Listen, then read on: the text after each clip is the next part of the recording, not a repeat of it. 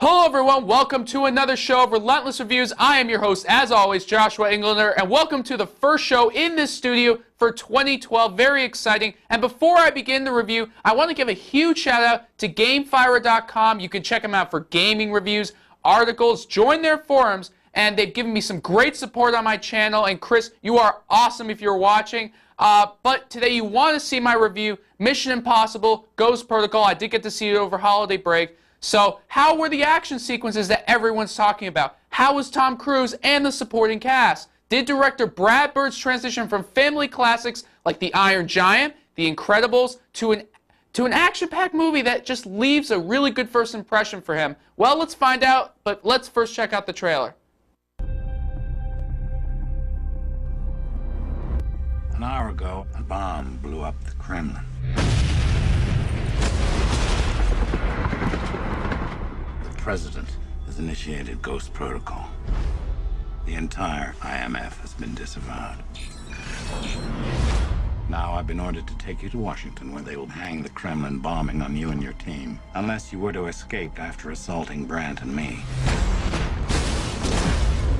But if any one of your team is caught, they will be branded terrorists out to incite global nuclear war. What happens now? Your mission, should you choose to accept it.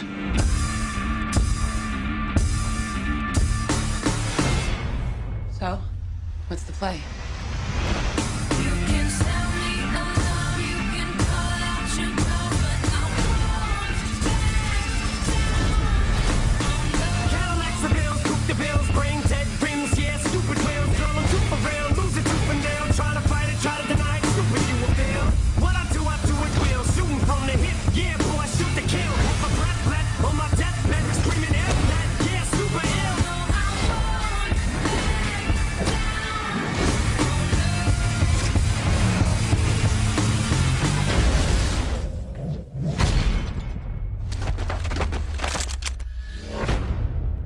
Who are you really, Brandt?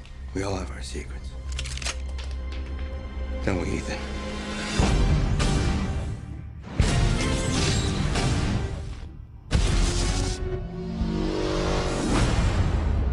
Okay, now remember, blue is glue. And when it's red? Dead.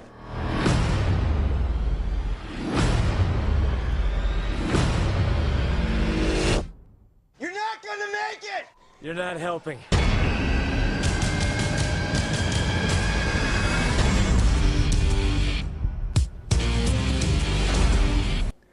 Alright, so I gotta say, first of all, people were right. This is the perfect popcorn entertainment for anyone to watch. The stunt work is awesome. I mean, the lack of CGI in a movie in the winter was really refreshing to see. I mean, nowadays, the stunt doubles that you have in movies, the stunt work, whatever you want to call it, it's just not as well done as it used to be, and I think that's because directors are now more lazy. I mean, they see all the power that you can use with CGI, with the computers that you have nowadays, and they just tend to use that for their effects and for how they show their action in movies. So it really was refreshing to see just some really well-made action, and I think that's good credit to Brad Bird, who really knows how to shoot a film extremely well.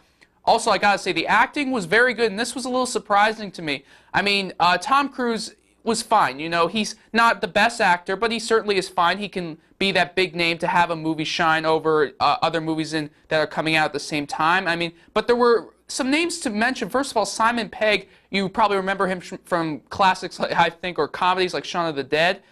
Jeremy Renner from The Hurt Locker, which I love.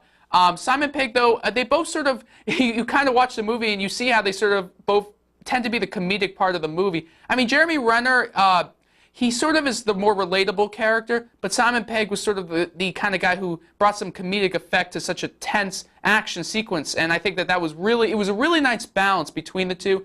But unfortunately, the story, I mean, yeah, it was kind of expected when I went to see the movie, but the story was just really cliched. I mean, it's the basic same, oh, the new codes have been stolen by the bad guys, we gotta go find it and, you know, retrieve them before they launch the nukes and obliterate everyone.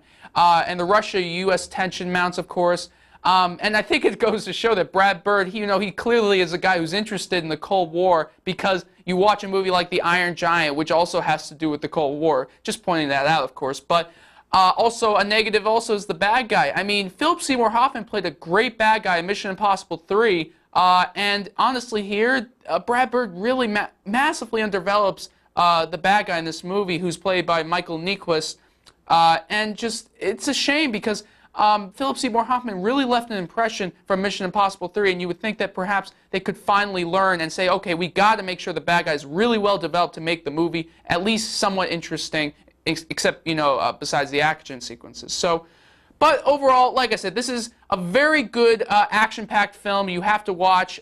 Certainly, it's not the best movie I've ever seen. Some people are saying that it's amazing. It's not amazing, but it's solid. I'm going to give it an 8 out of 10. Like I said, it's a solid action-packed movie. It's like a movie that was made in the summer, but was, you know, released in the winter. So it's kind of like watching a summer film in the winter, and there's nothing wrong with that. So that's another show of Relentless Reviews. Of course, I'm your host, Joshua Englander, and expect more videos in 2012, and I continue to expand this channel. Thanks for watching, everybody.